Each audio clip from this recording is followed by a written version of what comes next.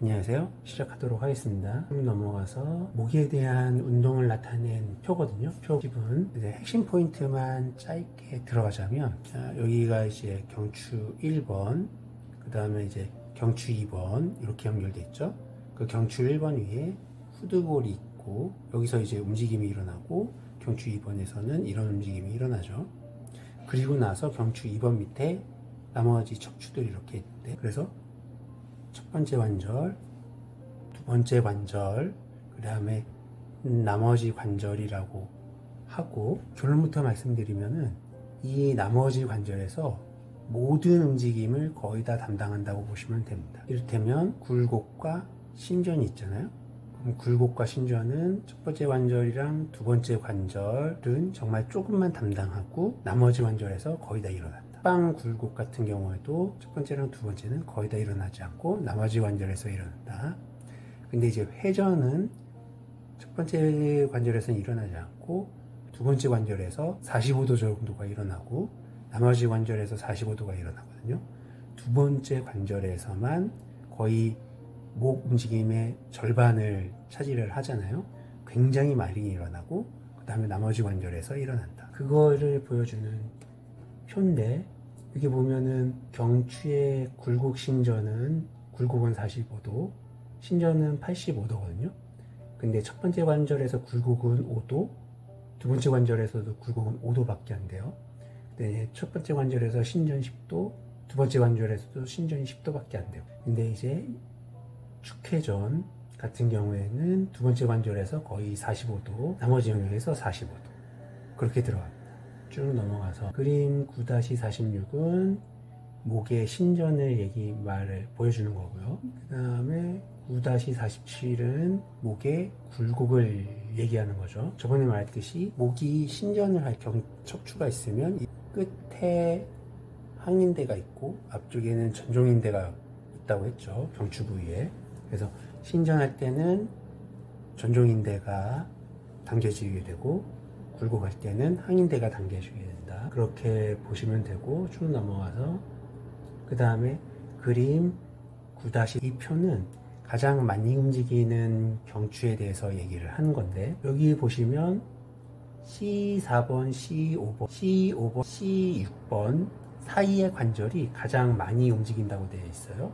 그 말인즉슨 경추 5번 있고 그 위에 4번, 6번이 있다고 했을 때 이 경추 5번이 운동성이 가장 많다는 뜻입니다. 그러니까 이 굴곡 신전할 때의 그 움직임을 이렇게 보면은 경추 5번이 가장 많이 움직인다는 뜻이에요. 그럼 가장 많이 움직인다는 것은 또 어떤 의미냐면 디스크 섬유륜이 손상받기가 쉽다. 즉, 목 디스크의 가장 많은 부분을 차지한다. 이렇게 되고, 여기서 이제 하나 더 재밌는 걸 보면 척추가 7번부터 쭉 해가지고 1번까지 있잖아요. 이 척추 7번이랑 경추 1번이랑 고정시켜 놓고 굴곡 신전 모션을 해보면 이제 굴곡하면 이런 모션이 되고 신전하면 이런 모션이 되죠. 다시 굴곡하고 신전이 되고, 그럼 그 사이의 척추들은 앞으로 가고 뒤로 가게 돼요. 1번이고 7번이라고 했을 때 신전하고 굴곡하고 신전하고 굴곡하고, 이쪽이 앞으로 갔다가 뒤로 가고 앞으로 갔다가 뒤로 가죠. 뭐처럼 보입니까?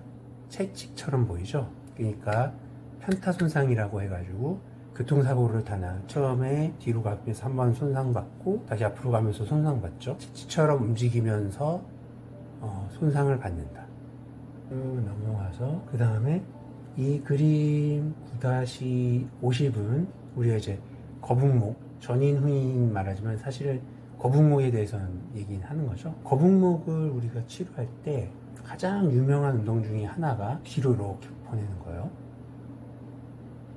왜냐하면 거북목은 앞으로 빼죠. 빼면 아까 말했듯이 경추의 첫 번째 관절, 두 번째 관절은 신전이 되고 나머지 관절이 굴곡이 됩니다. 근데 반대로 하면은 첫 번째, 두 번째 관절은 굴곡하고 나머지 관절이 신전이 돼요. 그래서 이 운동을 많이 추천하는 거죠. 근데 여기서 중요할 거는 과도하게 당기면 안 된다는 거. 이 운동 자체는 나쁜 운동이 아닌데 여기서 과도하게 이렇게 당기려고 하면은 문제가 생겨요. 그래서 환자분들한테 어떻게 얘기하냐면 처음부터 다 많이 당기는 게 아니라 부담 없는 정도로만 천천히 우리 조직이 적응할 시간을 충분히 줘야 된다. 그래야 문제가 발생하지 않는다. 너무 과도하게 하면은 오히려 목 통증이 더 증가할 수 있거든요. 그래서 천천히 욕심을 부리지 않게끔 그렇게 지도해 주시면 됩니다. 다음으로 넘어가서요. 이거 오지랖이지만 이 정도 운동 가지고는 물론 좋아지시는 분도 있겠지만 일자목이나 디스크가 그 정도 운동으로는 안 되는 분도 많으세요.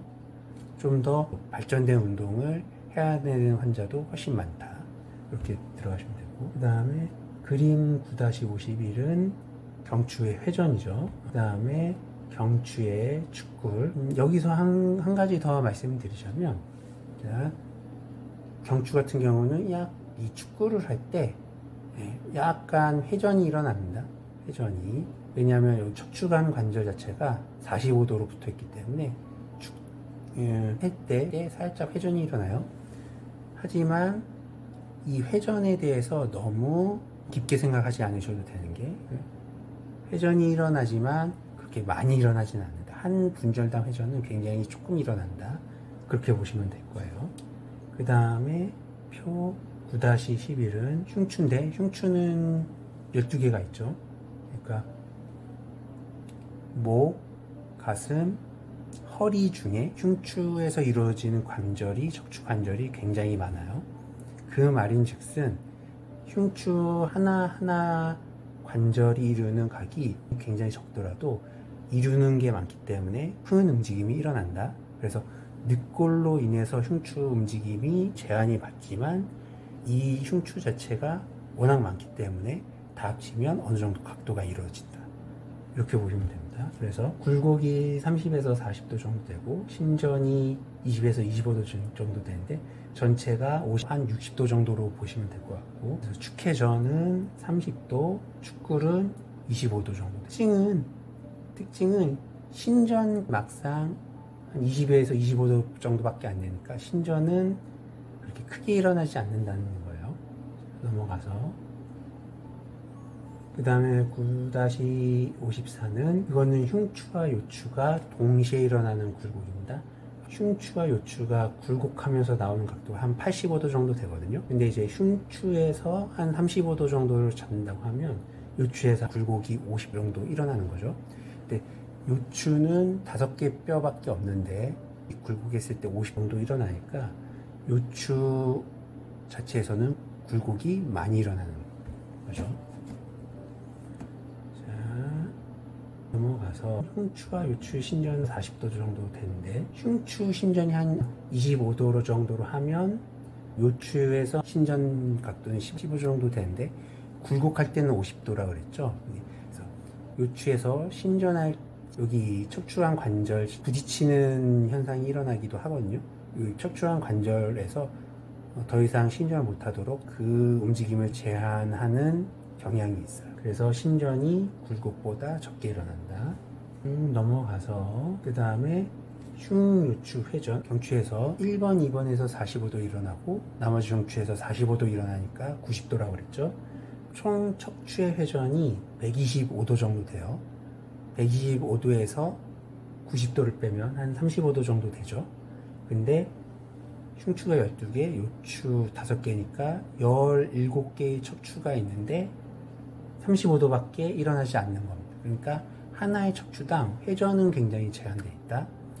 왜냐하면 흉추에서는 늑골이 있어서 움직임을 제한하고 요추에서는 이 척추관 관절 회전을 제한한다. 그 다음에 흉요추 측방굴곡인데요. 측방굴곡도 보면은 45도밖에 안 돼요. 아까 경추에서 측방굴곡은 한 45도 정도 된다 그랬죠. 그래서 경추에서 절반, 흉요추에서 절반 이렇게 일어난다고 보시면 돼요. 여기까지 하겠습니다.